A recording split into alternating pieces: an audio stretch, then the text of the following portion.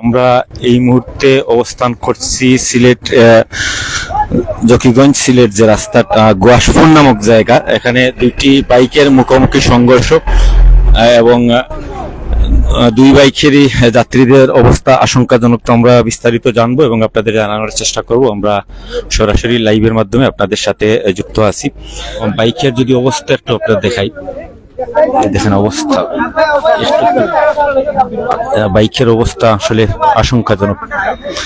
দেখেই বোঝা যাচ্ছে যে যারা আরোহী ছিলেন তাদের অবস্থা আশঙ্কাজনক, এমনটাই আসলে আমরা মনে করছি। তো যাই হোক, আমরা জানানোর চেষ্টা করছি আপনাদের।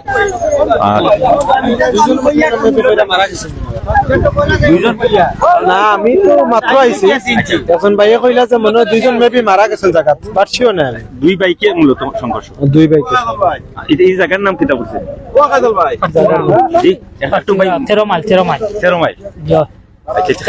ঘটনা করছে অনুমান আধা ঘন্টা বা 1 ঘন্টা, আধা ঘন্টার মতো অনুমান। এখানে দুইটা বাইক মূলত মুখোমুখি সংঘর্ষ এবং এখানে আসলে সঠিক তথ্যটা আমরা বের করার চেষ্টা করছি যে আসলে অনেক বেহাল আসলে দশা এই বাইকের। আমরা যদি একটু দেখানোর চেষ্টা করি,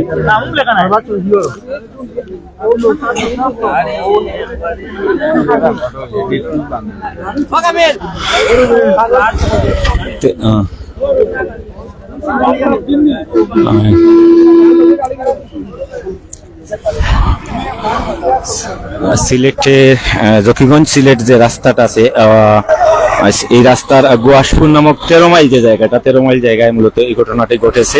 আর দুইটি বাইকের মুখোমুখি সংঘর্ষ। তো আমরা একটু জেনে জানানোর চেষ্টা করছি আসলে এখানে ঘটনাটা আসলে কি ঘটেছিল এবং কখন ঘটেছিল আমরা জানার চেষ্টা করছি। আমরা ইতিমধ্যে এক ভাইকে জিজ্ঞেস করেছিলাম, তিনি বলছেন আধা ঘন্টার মতো হবে আসলে এই ঘটনাটা ঘটেছে। কাছাকাছি সময় আইসি ভাই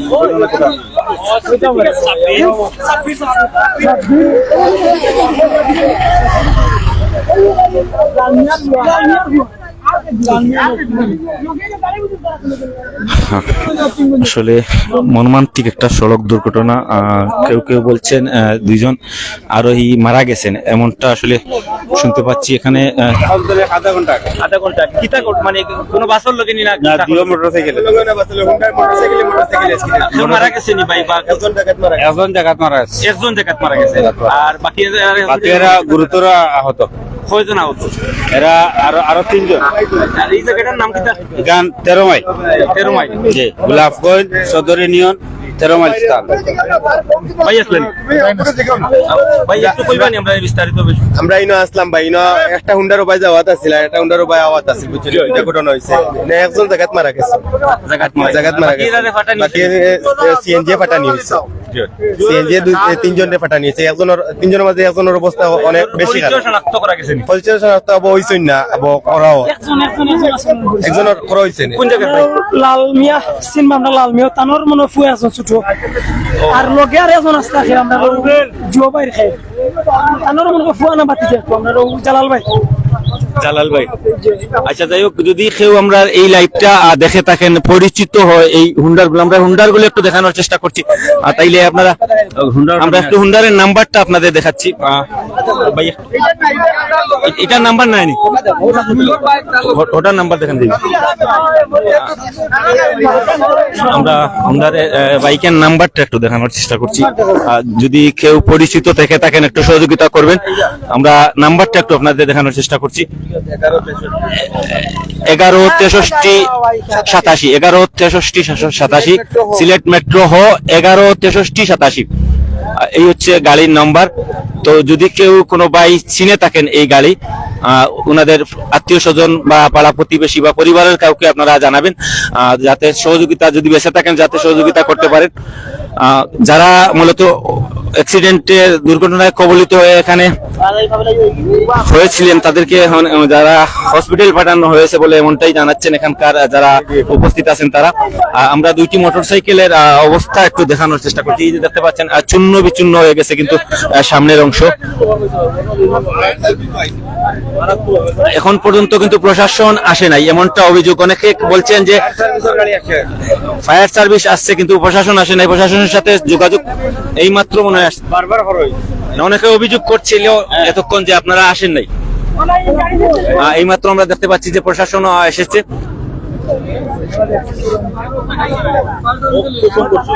এই যে অবস্থা দেখেন, গাড়ির ডিস্ক ভেঙে একদম চৌচির হয়ে গেছে। মদরসার দক্ষিণে বাড়ি সাব্বির নাম, নারাপিং মাদ্রাসার দক্ষিণে বাড়ি সাব্বির না অবস্থা লালবাই সাহেব অবস্থা বেশি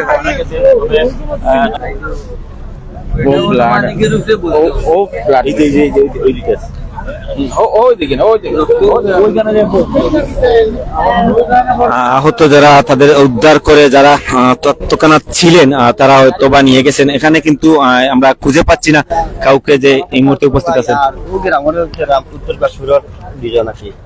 এখন দোকানদার ওয়াজটাকে যাওয়ার পথে দোকান মুখামুখি অ্যাক্সিডেন্ট হয়। মারা গেছেন খবর আছে নি? কি দুইজন ড্রাইভার দুজনের অবস্থা সিরিয়াস কি, আর পিছনে একটা মাটিটা কথা হইতে পারে। এখন তো এজন কইলিয়া গেছেন, মেডিকেল পাঠানো হয়েছে। মেডিকেল পাঠানো হয়েছে। তার নাম কি? এখন নাম আকাশ কি কোর্টে চাকরি করেন সাংবাদিক, আর এরা চিন্তাম না। এখন দোকানদার হাত মরে এই এলাকার যারা দুর্ঘটনা করছেন তারা বাড়ি কোন জায়গাতে? বিস্তারিত পুরা জানতাম না। ওই এলাকাতে উত্তর বিলাসপুর দুইজনের বাড়ি, আর এরা জানতাম। আমরা একটু জানাই আসলে। এই যে দেখেন অবস্থা সিলেটের সিলেট জকিগঞ্জ রাস্তা যেটা আছে, রাস্তার 13 মাইল নামক যে জায়গা, ওই জায়গায় এই ঘটনাটা ঘটেছে। দুইটি মোটরসাইকেল মুখোমুখি সংঘর্ষ। গুয়াসপুর 13 মাইল যেটা, ওই 13 মাইলে মূলত এই দুর্ঘটনাটা ঘটেছে। আমি ওয়াজে আসছিলাম, ওয়াজ থেকে আসার পরে দেখলাম দোনো সাইড ব্লক রোড। তো আমাদের কালচারে আমার ডিউটিটাই এইটাই। আমি গোলাপগঞ্জ সিএনজি স্ট্যান্ডের ম্যানেজার।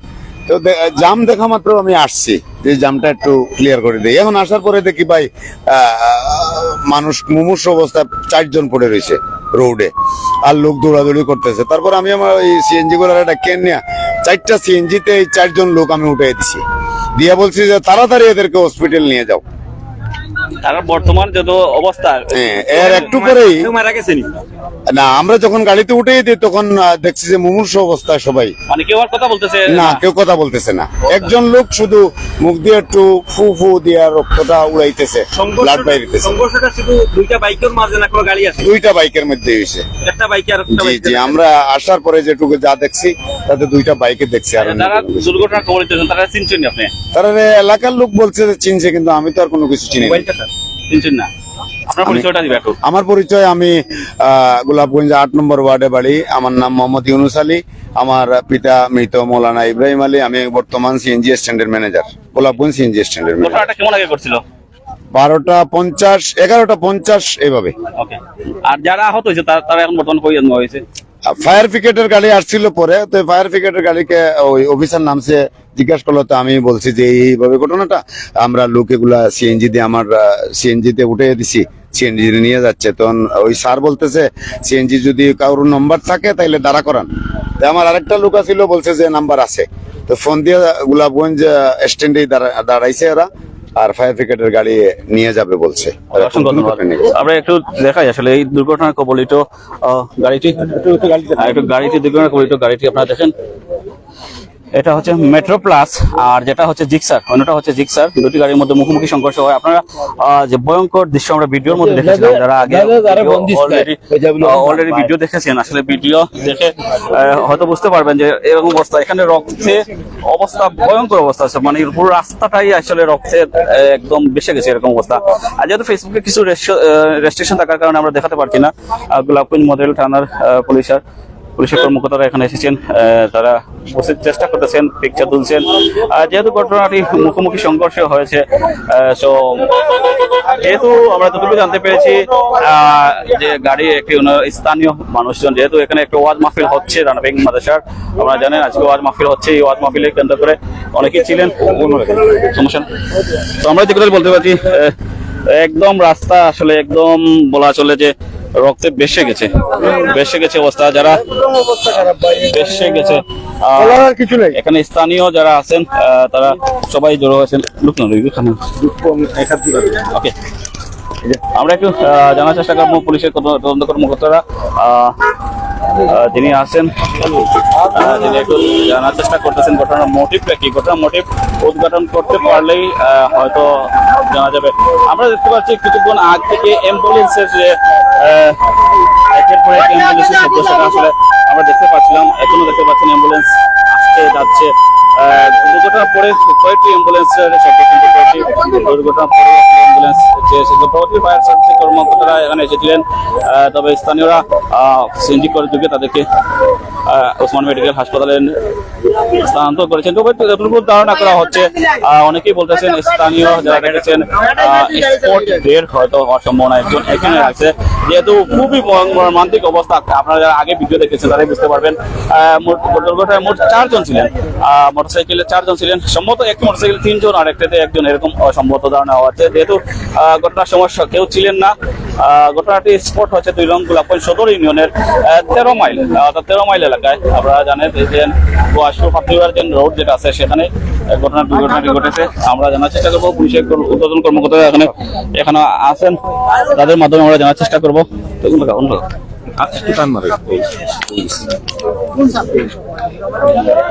একটু একটু করে আগে লাইট লাইট পছন্দ নিলাম।